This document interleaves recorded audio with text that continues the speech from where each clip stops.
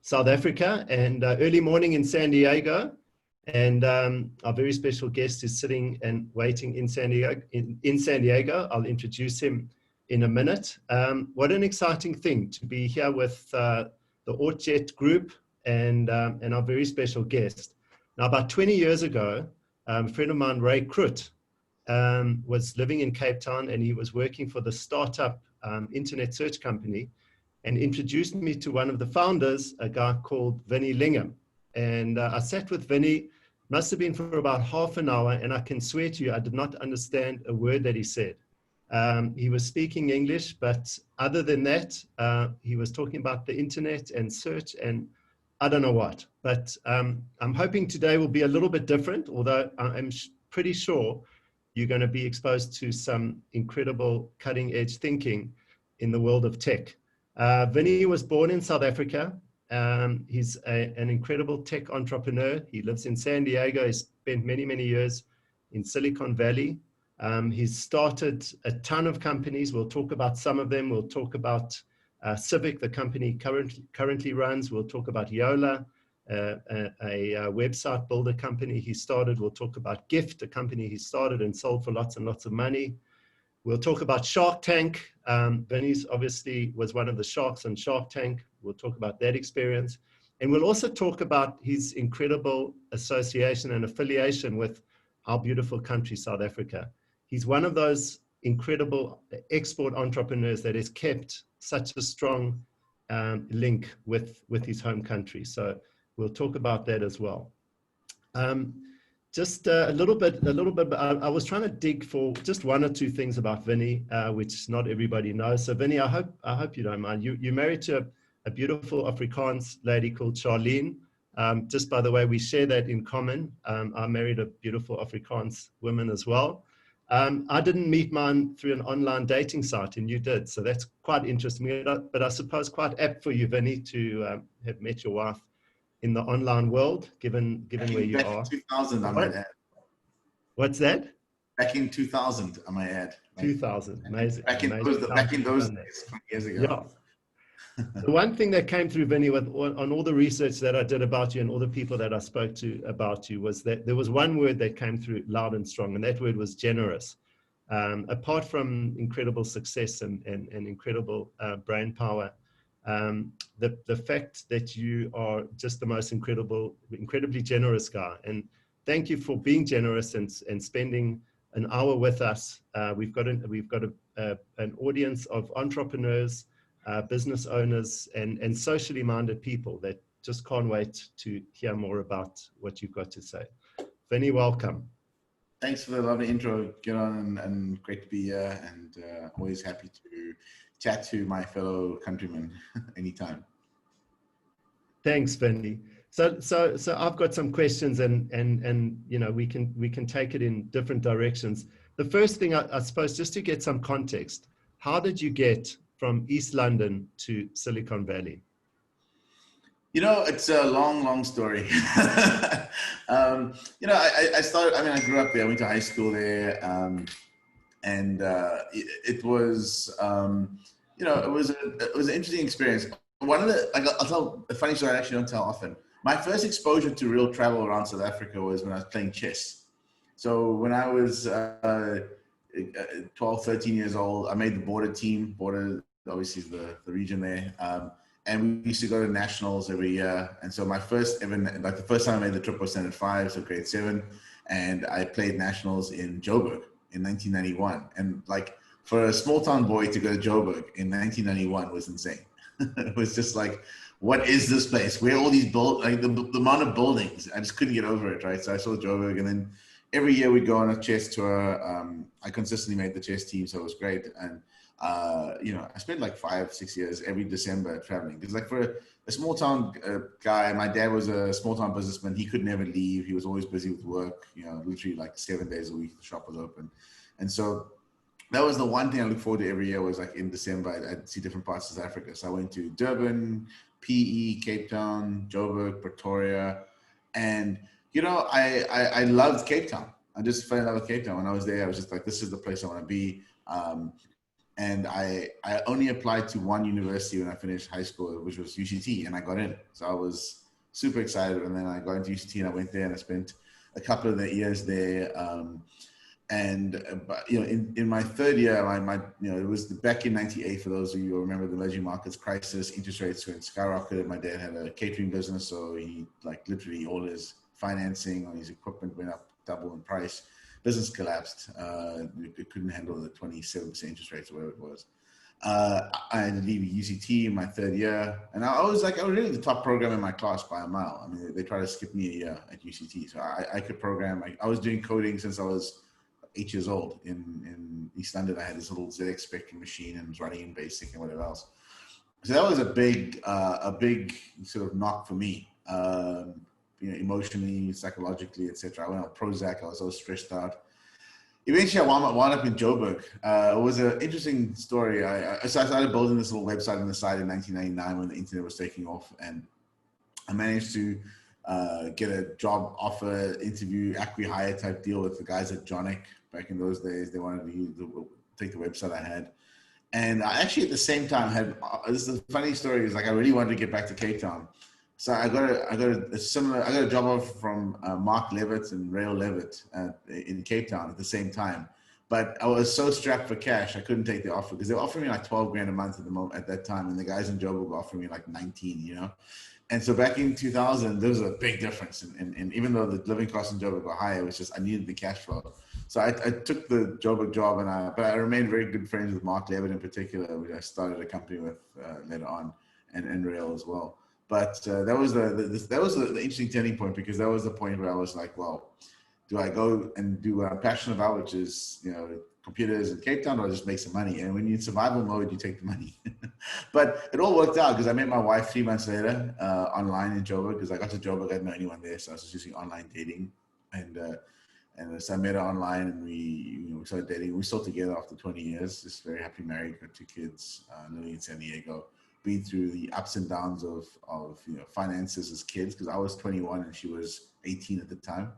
And so we literally lived in like a Pandoki type of house outside in Parktown. There's like, you know, there's little granny flats. We lived there for a while, and we just bumbled around in Joburg with different jobs. Eventually Ray Crute. So about a year later, Ray actually interviewed me for his company Miraculum back in 2001, I think. And Ray wound up hiring me, and that was like my first real proper corporate job, where I was working.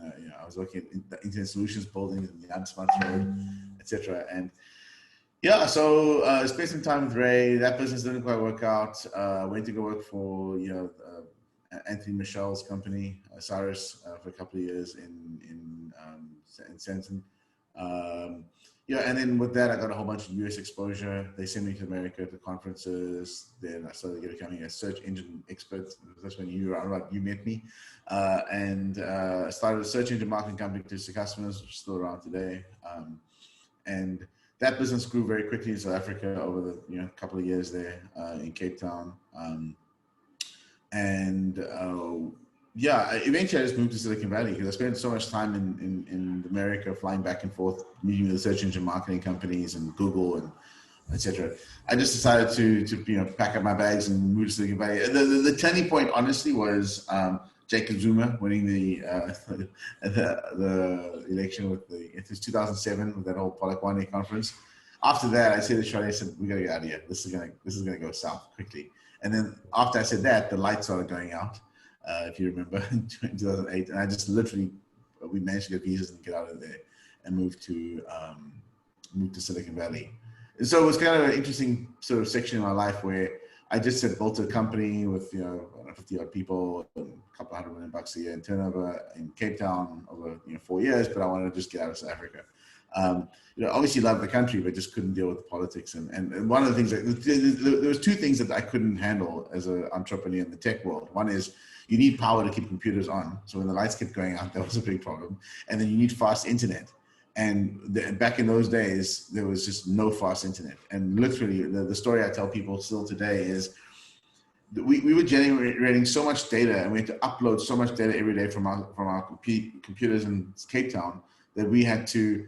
It took it was faster to print it to a CD and FedEx it to our data center in Texas, literally faster and cheaper than uploading it from Cape Town to Texas over the internet.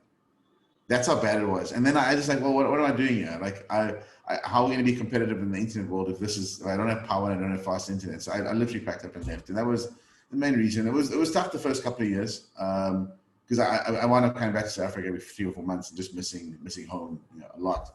And then I stayed at Silicon Cape in 2009 in Cape Town, and started just contributing back home, doing angel investments, etc. And even now, I think fast forward to today, I've got a VC fund in Cape Town called Newtown Partners. We manage about 400 million rand for Imperial Holdings, Imperial Logistics, and we run the venture capital fund. So we make a whole bunch of investments out of there. So, and then, just through Shark Tank and Dragons Den, I've done 30, 40 investments in South Africa over the past decade. One of them most notably is Sweep South, which is employing, I think, before COVID, like 20,000 domestic workers. I was the first investor there. And the Dell Foundation invested recently and a few others. So, just a lot of like strong ties to South Africa and trying to help out there. But obviously, political issues are notwithstanding. Vinny, so much I want to ask you about, those specific experiences you had in those companies that you built. Just in terms of Silicon Valley, I mean, in many of our minds, and particularly for those of us who haven't been there, it's this incredibly innovative, advanced place where all the new things in the world are being invented. What was it like arriving there? Was it similar to what you expected? And how's it changed over the years? Yeah, it was kind of depressing when I arrived. I arrived in 2008, just as the financial crisis hit. So it was a very depressing year. Everything collapsed. There was just no energy, no activity. It was, it was a really, really a big downturn. It was a depressing time for Civic. The highways were empty, which, to be honest, when I left, I was praying for the highways to be empty again. That was one reason I left. So like literally 2018 was the biggest economic collapse other than COVID I had ever seen, and Silicon Valley was dead. And so, obviously, with hindsight, there was a lot of things I would have probably changed and done differently back in those days. But one thing the realization I came to in 2018 was, my mom died in 2018 in South Africa, but she was in East London. By the time I got home, she had passed already, and I had a pretty rough year in 2018. So, just the general stuff. I got an ulcer from all the stress of the death and whatever else. And then I got to like middle of the year, 3 or 4 months later. And, if any of you've lost a parent, sorry, you know what it's like. It takes about 18 months to just, get over it. It takes a while to get through it. But I got about 6 months into the grieving process, and I just realized I just didn't want to be in Silicon Valley anymore. So around about September 2018, and let me give you guys an example of why. Okay. I lived in a place called Los Altos, which is kind of near Google and Apple. Our offices were in San Francisco, which is only 40 Ks away, right? It's not huge. It's a decent drive. But it took me literally between 1 hour and 45 minutes and 2 hours and 15 minute commute every single day. Whether I took the train or I drove in, it's 4 hours of commuting a day. And I'm like, this is ridiculous. It made no sense. So we literally spoke to my employees and partners in the business, and we just said, look, can we just shut down the office? Because nobody wanted to go into San Francisco. San Francisco in 2018 peaked. It literally peaked. It was the worst place in the world to live. Human excrement all over. They had a human excrement patrol that goes and cleans it up. There's needles, and it was literally worse than a third world city, as they call it. It was horrible. Nobody wanted to go in. Traffic is bad, and so we just packed up and said, okay, let's leave. I literally sold my house in 2018 at the peak. Like if you look at the chart, I sold at the peak of Silicon Valley. Now it's down 20%, the house I sold there, and I bought in La Jolla, San Diego, which is great. It's still the same state. I can fly to Silicon Valley in an hour. I haven't been in 6 months because of COVID, which is great.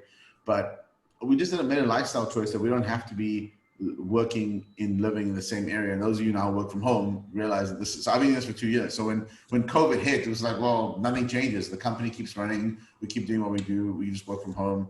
I have obviously multiple business interests that I'm involved in. So I'm on calls late at night, early morning, whatever. But I just work from home now, and the world has changed where you can just work from home in certain professions, and I'm lucky to have one of them. And so it was, I don't know whether it was timing or luck or whatever, but the confluence of things that happened in 2018 maybe just get out and of whatever. I mean, I describe Silicon Valley as corporate America, because back in the early 2000s, it was really a startup heaven. It was really early stage startups, technology. But then you got the behemoths like Google, Facebook, that just grew and ballooned into 50,000 person organizations and became very corporate. And I just didn't enjoy it. And I decided to I'm really much more of a startup, early stage technologist. So, I mean, that's amazing. I mean, if we are aspiring to be a part of that world, and given what's happened in the last 6 months, is what you're saying that it's now going to be possible to be anywhere in the world, whether you're in San Diego or Cape Town or wherever you are, and you can be properly a part of what's going on there? Yeah. So I think there's going to be the short term. The short-term issue is going to be that to build relationships takes in-person contact and time. So if you have 10 years worth of relationships in Silicon Valley, for example, I'm fine. I can work from anywhere. I know these people. I've had dinners with them. I've had drinks with them. It's fine. If you're a new person coming to the scene, it might be a little bit harder to get the same output. But I think on balance, I get a lot more done being at home and distributed and just being able to connect to people around the world and having a reputation, having a career. I think it's easier right now. I think that will change over time.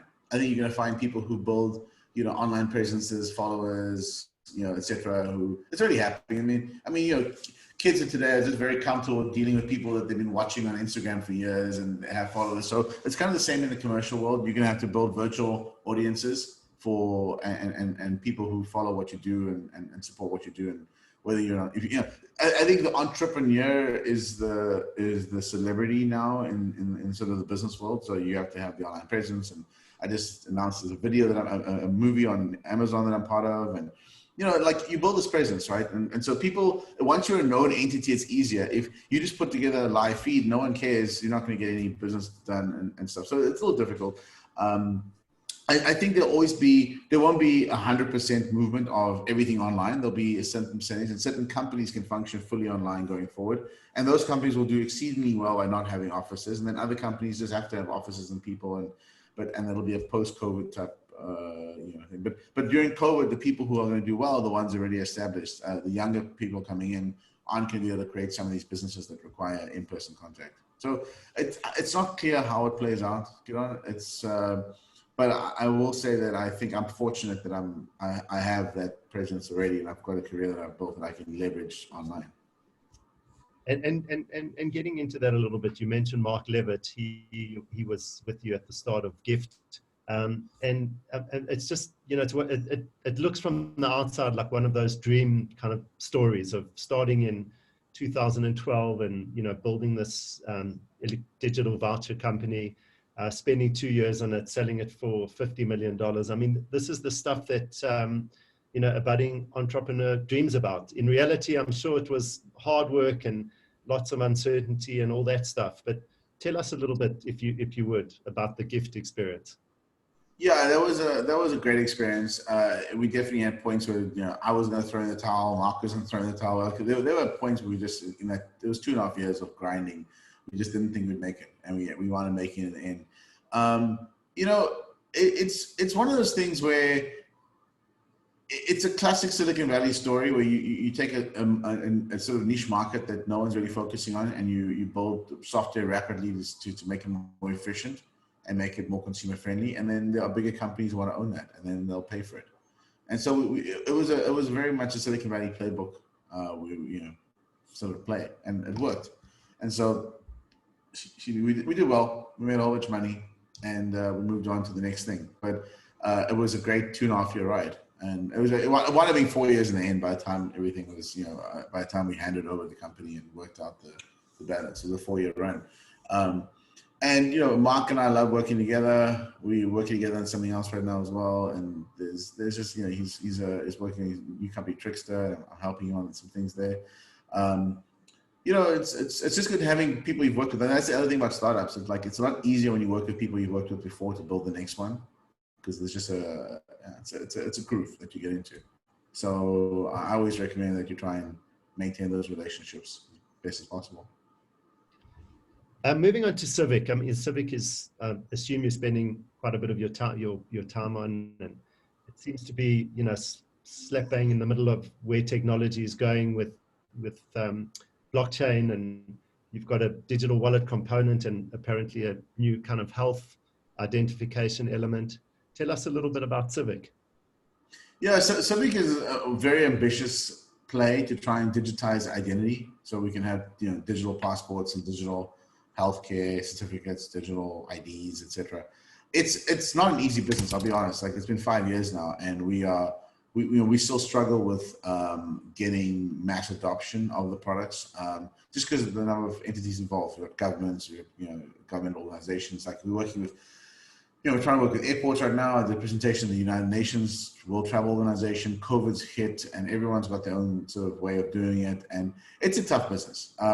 One of the other things that makes it tough is we're built on Ethereum, which is a blockchain, which has in the past 3 months become super expensive to operate. It used to cost us, a buck or two to onboard a user. It's costing us up to $200 right now, just for the transaction fees on the network. So, the economics break down at that point. So, there's things we can do. It's a constant sort of grind in the startup world to do these things. And that's the thing about startups, which is interesting. Is like, it's a lot easier to build to build new products and services and imagine new ideas on existing infrastructure that's hardened, right? Like, imagine trying to build a logistics company while they're busy building the road infrastructure around the country. It's just really hard to do that. But, and the same with the internet in 2000, it was very hard to build all these, like to build Netflix and all these companies back in 2000 would have been really hard and impossible. But today, it's a lot easier. You can spin up a Netflix type clone tomorrow. Now, obviously, you don't have the tenure that they've had and the brand they've had, but the technology behind it is not as sophisticated as it was 20 years ago. And so that's the problem with taking on businesses and doing things like Civic. We were building on blockchain 5 years into blockchain, right?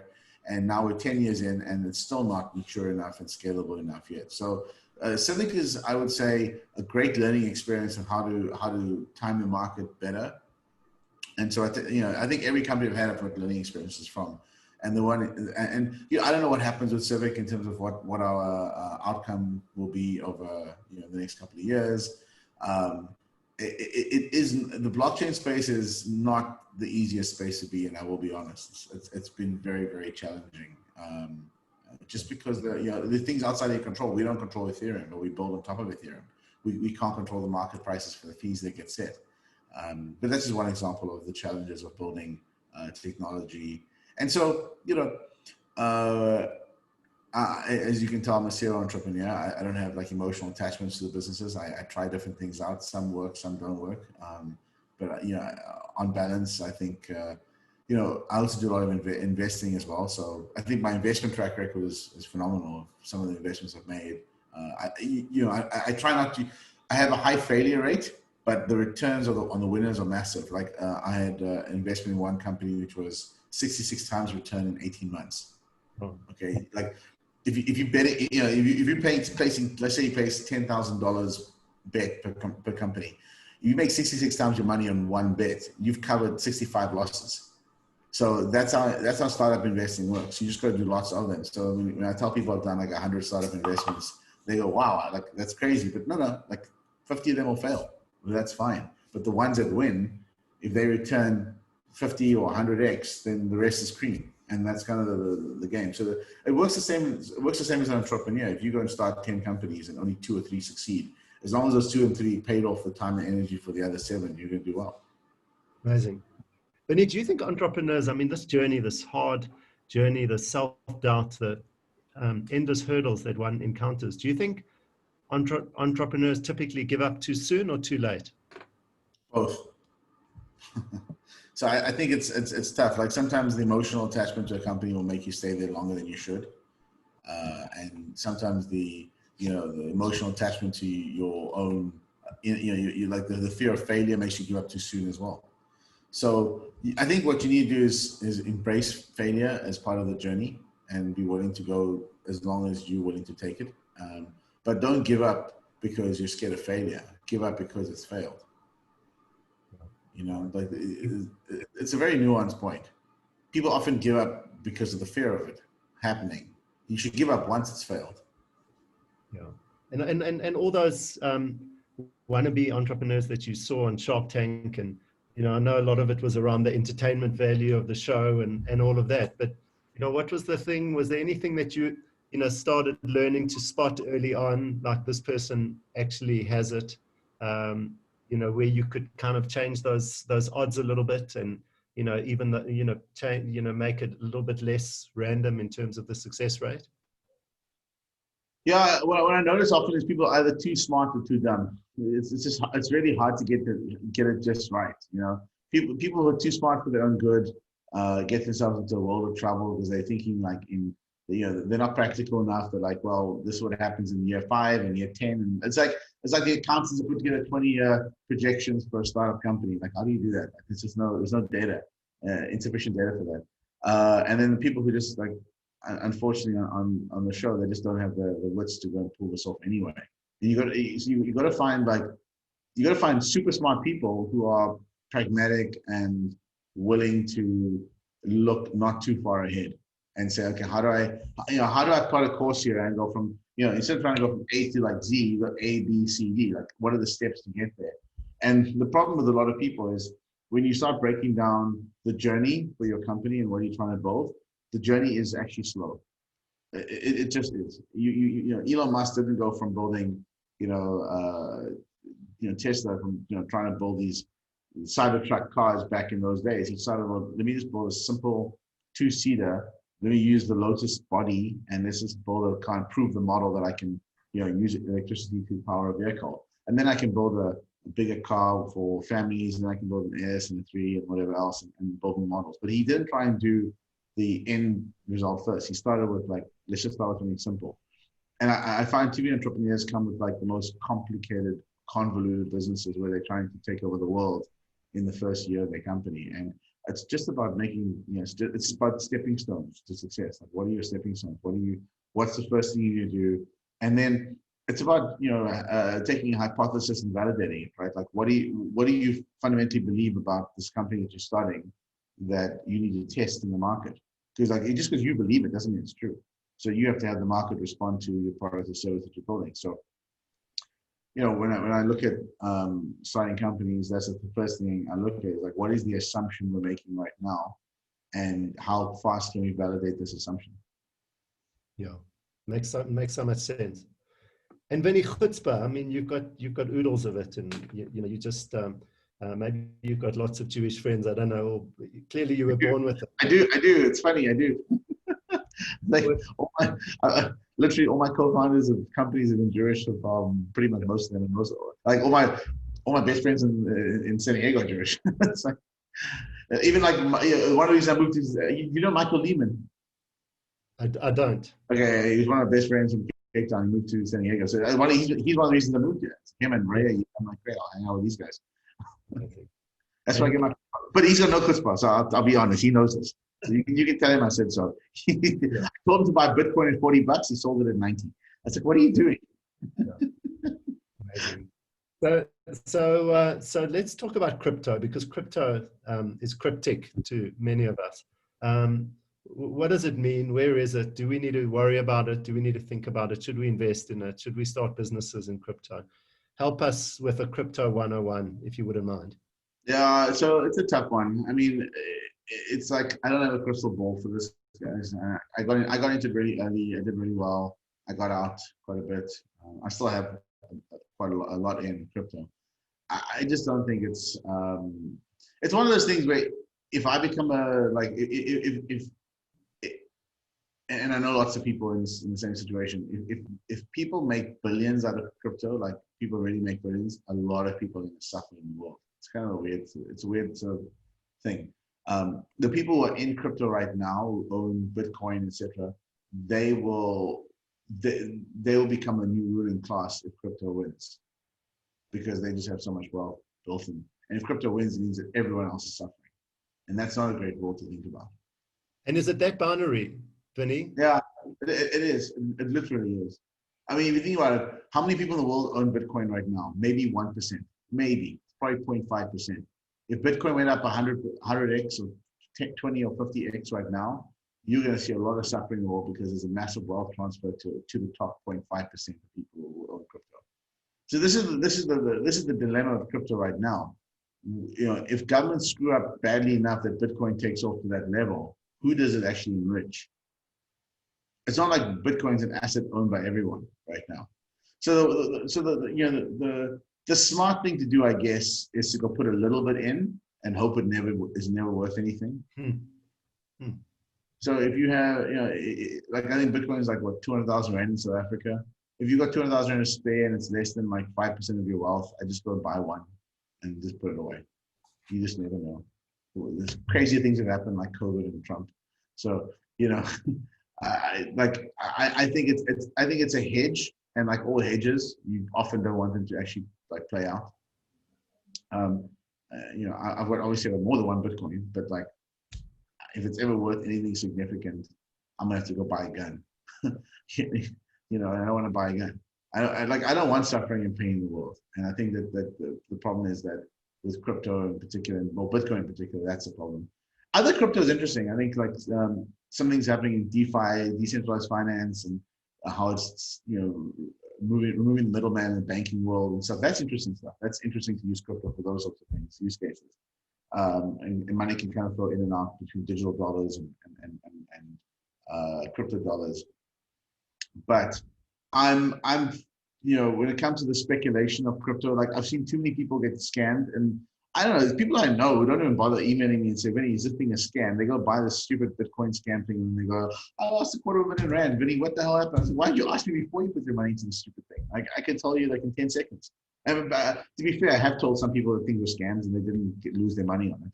But there's just very few things you should be buying. I think, you know, when it comes to wealth and wealth creation and protection, Bitcoin is probably more of a wealth protection mechanism where you want to protect your wealth. I think if you're getting Bitcoin right now, like if you're going to Bitcoin early on, you could have created a lot of wealth, but if you're getting into it now, it's more about protecting your wealth. And so it's about how do you distribute just a small percentage of your assets there, just in case it's kind of like things go really bad. You know, there are other ways to make money. Everyone, you know, the one thing I hate doing is giving like investment advice to people because everyone has a different situation. Everyone's got a different debt profile, equity profile, risk profile, and it's just hard to, you know. And by the way, I also hate like financial advisors in general because they don't really understand the, you know, like they can really help a certain class of people that they've been trained to help through their organization, but then there's certain people who just fall outside that, and then they get put into really bad investments for what they need right now. And there's a lot of macro things that are happening, which like, you know, think about how many people have had financial advisors, and apologies to anyone's financial advisor, but, you know, people who had financial advisors who have told them to do certain things, and then COVID hit, and they didn't have the liquidity to carry out, you know, to get their business through or whatever it is. And I can tell you there's tons of stories out there where people are just not financially equipped and prepared for COVID. Yeah. And Vinny, what are the other big kind of themes that entrepreneurs should be thinking about? Obviously, you know, one skill set has to be matched to it in some way. You know, you've said we could be doing this cutting edge stuff from anywhere in the world, including South Africa, Joburg, Cape Town, wherever we are. You know, crypto is clearly one of them. What are the other big themes that we should be getting our heads around? Look, I think it's hard so let me give you a South African perspective. The rand is in the toilet, as you all know, right? So what the government is in a really bad spot. You know, how do you get into hard assets that are going to basically outperform the rand over the next 5 or 10 years? So that's what you should be thinking about. And don't get me wrong, it's not like the dollar isn't going to go through massive inflation, the dollar doesn't have debt, but there are other currencies out there, there are other assets out there that are going to be reasonably inflation proof, you know, through whatever happens in the world. I think the world's going to go through hyperinflation in the next couple of years. We're already seeing it massively right now in equities, and you know, just the governments have to print money out of the situation they're in. There's no other way. And so we're already going to test the bounds of MMT at the moment. I would posit that there's probably a new economic model for South Africa that needs to be discovered or invented or created, but the current economic model just does not work in the current environment. And so we have to, as South Africans, we have to figure this out. I mean, I've got some ideas. I want to sort of paper at some point and present to government in South Africa. It's, like the one thing we have to at least agree on is that South Africa is a welfare state, and there's no way around it. The only thing that cures that is education and time. So you have to educate the next generation and wait for the existing generations to die. This is not a way around it. Like you can't, and I said die of old age. You can't educate some of these people who are just uneducated and aged population. They have to survive on welfare. As a society, we have to provide for them somehow. So with those constraints in mind, do the current sort of economic models that South Africa uses, do they work? I don't think so. I think inflation targeting is actually a really bad mechanism. If you look at inflation targeting in the US, they're just abandoned it right now. And I think inflation targeting over the past couple of decades has been better for the incumbents, for the ruling class, for the people who have money and for the people who don't have money. Like, think about it this way, right? Who does inflation hurt the most? It's not the income earners, although that's the lie that gets told to people around the world. You're an income earner and you have whatever 200,000 a year, and inflation is 10%. It's 20 grand a year. Inflation doesn't impact you. But if you've got 100 million rand in assets and inflation is 10%, you're losing 10 million bucks a year. So you have to deploy that capital to work in a much more efficient manner instead of just letting it sit out there. And so you have a lot of people who have got just passive assets. They just park money there, hoping that and as long as inflation is under control, you're not going to lose too much. You maybe equal inflation, and that is a problem, because that is bad for capital. Because I think South Africa has got a lot of capital that's been accumulated over centuries that's just basically badly allocated. So I'm kind of like in the Keynesian mindset around this stuff. I mean, Keynes talks about capital at rest, and so I think that we have a lot of resting capital in South Africa that's not being put to work because inflation targeting is not supporting the welfare state that needs to be supported. Because otherwise, you're going to have the Gini coefficient is the highest in the world. You're going to have the country collapsing at some point in time if things get worse, and that affects everyone. So you've got to find what is the right balance here. I don't know, and I live in a very capitalist society in the US, and I still think inflation targeting here is a bad idea. Because I think it's not efficient on capital. It just isn't. And capital is what's going to drive markets and behavior. Okay. But these are like radical ideas. I could look like a heretic for saying some of these things, but because I'm a capitalist and I have wealth, why are you saying these things? It's because I just don't care about money. I care about how do you fix the world.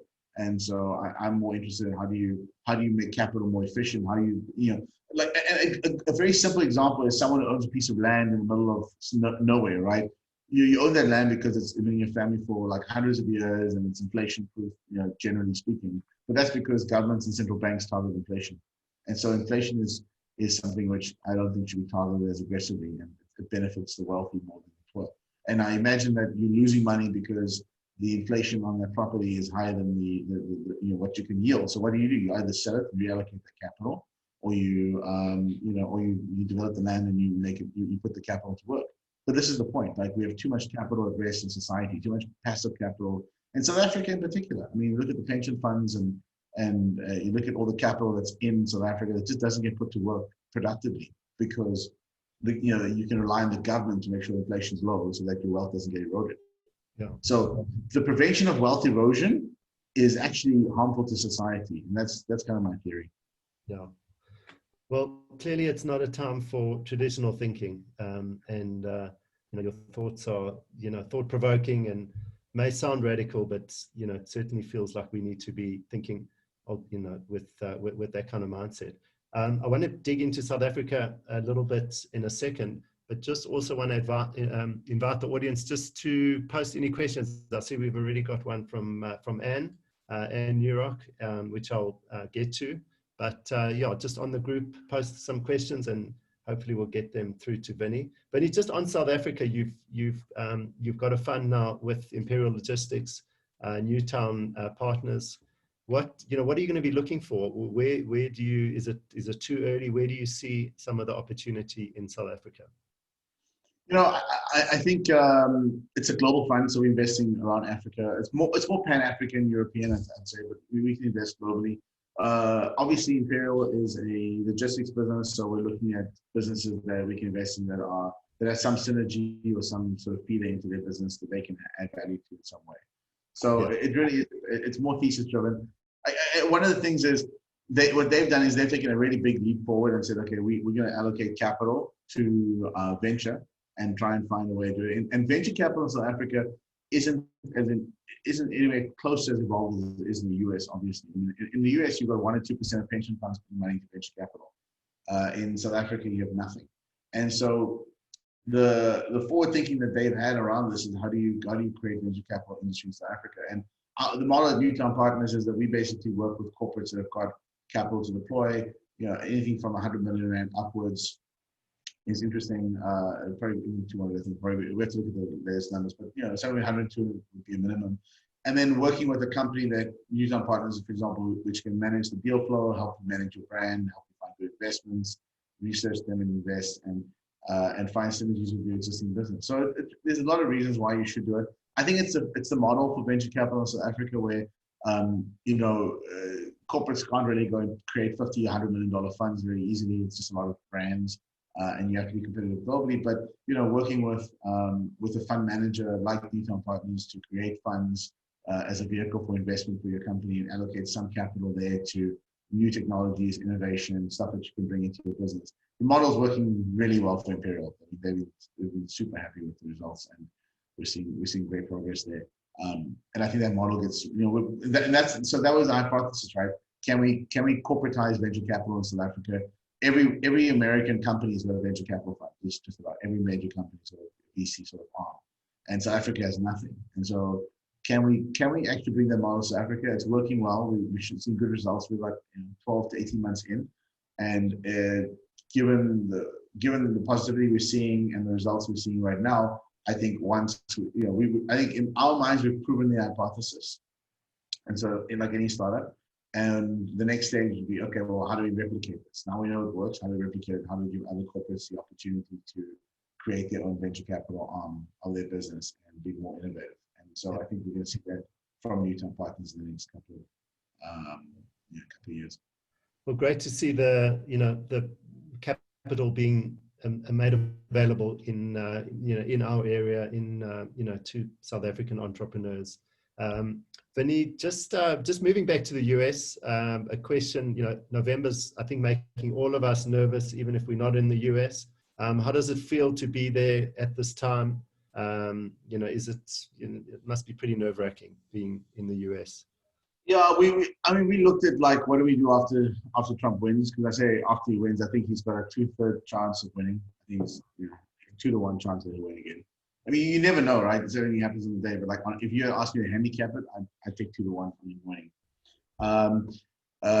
Do we look at Sydney? Do we look at Cape Town again? Do we look at Portugal? Those are the places we look at moving to, because quite frankly, I think 4 more years of Trump will be demoralizing and really difficult in America as a whole, especially within California. People are just outraged. Quite frankly, I'm registered as an independent. I'm a US citizen now, so I'm happily a dual citizen. I'm registered as an independent, so but my vote doesn't count. No vote counts in California. So the way the electoral college system works. I try and stay out of the political space. I just think that, in fact, I think regardless of who wins, I think California is going to be and the US is going to be in a bit of strife in the months afterwards.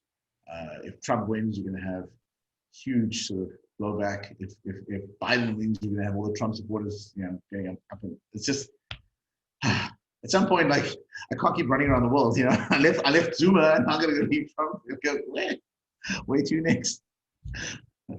Amazing, and it's sad for many to see America giving up its leadership in so many areas, and it seems like in the world of tech and innovation, that leadership is not guaranteed in the future. Do you see a world where that is much more dispersed in terms of Lisbon, Cape Town, Sydney, wherever?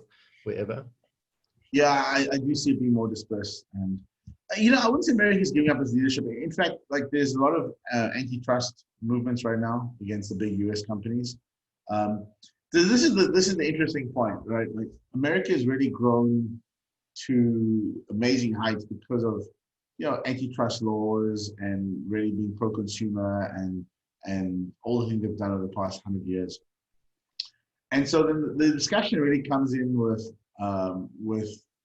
what do you do? Do you allow the giants like Google and Amazon to exist and Facebook to exist as massive giants, or not? And so there's two arguments here. One is, well, based upon, they even try to break Microsoft up at some point, right? In the late 90s, early 2000s. Based upon that mindset that, I think, and I'm very much in favor of smaller companies. Like I think, Facebook, WhatsApp, Instagram should be separate companies personally. But the counter argument to that is, well, China's not doing that. They're creating these massive giants. And so, if you go to war in the technology world, can you have an army of medium-sized companies, or is it probably better to have a couple of big ones defending us? And so, like Apple, etc. It's a tough one. Like if we had crystal balls, this would be easy, because it's really it's kind of the battle of the titans. U.S. companies versus China. And in some ways, I like the idea that Apple's so big and powerful, and U.S. California based, and has good sort of values and ideals. So I'm a big fan of Apple being a big gorilla, and what they can do in the markets. But they're very pro-privacy, and so the other companies that aren't pro-privacy and so pro-freedom and whatever else, that's where I get a little bit more concerned.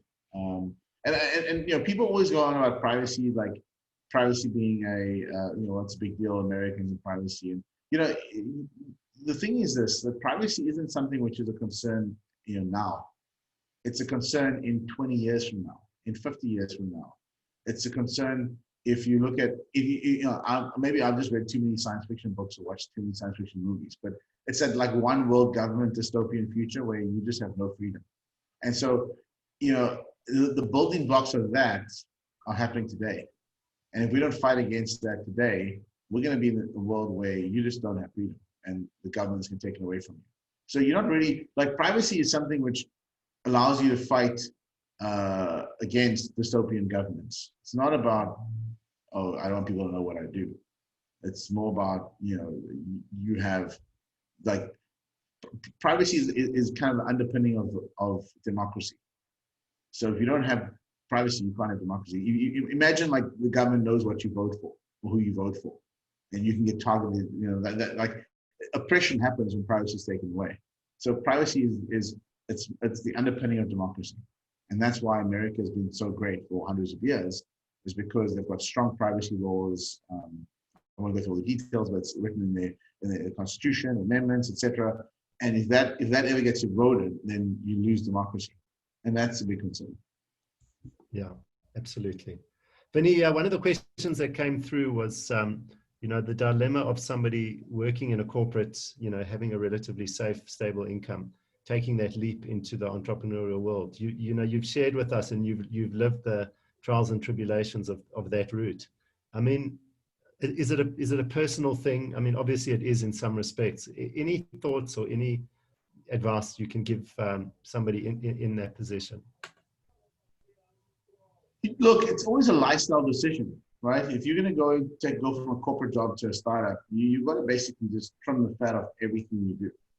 And too many people want to live the lifestyle and be in a startup. It doesn't work that way. The sacrifice has to come from somewhere. So if I was in a corporate job right now and earning like 50, 100 grand a month in South Africa, I would have to like seriously look at everything from like my food bill to where I'm living, what I'm doing, move to a cheaper house, work out of my garage or a little house internally, cut costs, not go eat out. It's very easy during COVID, by the way, kidding. But like, I've read stories and I've done like, this when I was a kid, right? So how do you like just cut your costs and be very lean and efficient when you're running a company? And you'd be surprised how little you can live on. You actually be surprised. Like even from like just meals, right? Like oatmeal costs like 25 cents a day for breakfast. And like you can, like I tell startup entrepreneurs, you can get very, very lean in terms of like how many hours a day you put into a company and how much you spend on other things. And if you're willing to do the grind for 2 or 3 years, then you do it. But you cannot have it both ways. unless you have a ton of savings or wealth. And it's great. You can't say, I'm going to leave my corporate job. I'm going to keep the Mercedes with the 3,000-4,000 rand a month payments. I'm going to stay in this big house that I love, the big pool and overhead and maintenance and stuff. It doesn't work that way. And that's why kids are better suited to being startup entrepreneurs in their early 20s, because they come out of it. When I lived in varsity for with 1,000 rand a month, 30 rand a day was fine. Back in those days, it was just easy to get by with nothing. And when you come out, you just don't have overhead. You don't have anything to worry about. You don't have kids. You don't have anything. And it's a lot easier when you're younger to do it. But when you come out of the corporate world, you have to be willing to go back to your roots of being a broke student to go run a company. Because even if you're raising money from investors don't want to put money into your personal living expenses. The whole point of being a founder is that you're willing to take a lean lifestyle and contribute your efforts into the company. And capital dilutes your upside. The more investor money you take, the less upside you have. And in the day, you get diluted down to so little, it wasn't worth it in the first place. You sort of stay with your corporate job. So these are the variables, yes. Great advice, Vinny. Tell us about the movie, the Amazon movie, starring Vinny Lingham. It's just called Cryptopia. It's worth a watch. It's about the crypto industry, how it's evolved. It's the different sides of the. It's a deeply political sort of movie in a sense. You see the political sides of Bitcoin and crypto. It's not as simple as everyone makes it out to be, and this is why I get a little bit wary when you see guys like Robert Kiyosaki, who I loved his books when I was a kid and I read it, but he has no understanding of the politics and the technology of Bitcoin, and he's busy going.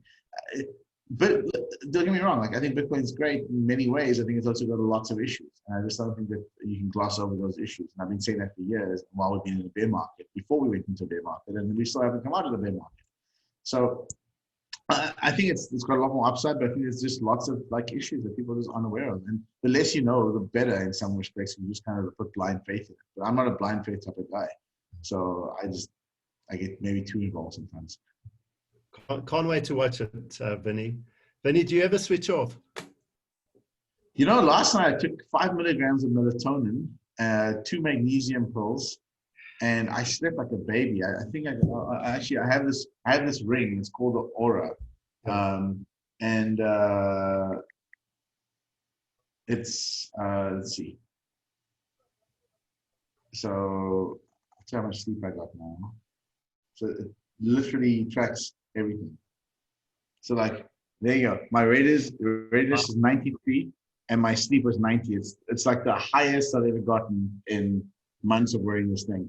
And it tracks my sleep cycles. My REM was 2 hours and 3 minutes. And anyway, so I'm using technology now to find out what the best way to get some sleep is. Because I don't sleep very well. But the night before, just to give you an example, the reason I did that is the night before I had an early morning call with, I think it was South Africa as well. I had 67 score and 69 on my sleep. And I had so the night before I had 5 hours and 18 minutes of sleep. And then last night I had 8 hours and 39 minutes of sleep, which is a record for me. So trying to get 8 hours a night sleep is impossible for me. But now I've got my dosage right. It's okay, 5 milligrams of magnesium, of melatonin, 200 milligrams of magnesium. It's all natural, knock me out. That's amazing. And I can tell you, not many of us are going to be sleeping tonight. You've given us so much to think about and one or two things to worry about, particularly the US election, although it is out of our control, so that would be a waste of time. But Vinny, sure, just an incredible, insight and generosity. I mean, coming back to that quality that so many people had said about you, your generosity, not only of spending time, but of sharing, and sharing at a deep level, sharing the other thing that comes through so clearly, which is, such a lesson for me, is to just look at the world honestly, look at the businesses that you're in honestly, look at the environment that we're in, South Africa, the US. I think with that honest lens and that transparent lens, I think really helps navigate difficult situations and make better decisions. So I think that's an incredible quality that you've shared with us, and with that, so much courage, courage to, do what you did early on in your life, but to pack up and, land up in a foreign land, not knowing, not having a network and not knowing how it works. just has taken, immense courage. And, that's just been such a key part of your journey. So I, honor that and commend you. And, we're so grateful for your time. And I also just wanted to make a few other thank yous. I mean, the one is to Dawn. Dawn is a friend of yours, Dawn Jones, and she was with you on Shark Tank, and she's a friend of mine. And she convinced you to talk to us. So she unfortunately couldn't make it. She was on a flight earlier. So thank you to Dawn, and to Lisa and Brenna for putting this together. I know it's stressful, and it came together beautifully. And to everybody that signed in to listen to these treasures. I'm sure there are many lessons that we'll take away.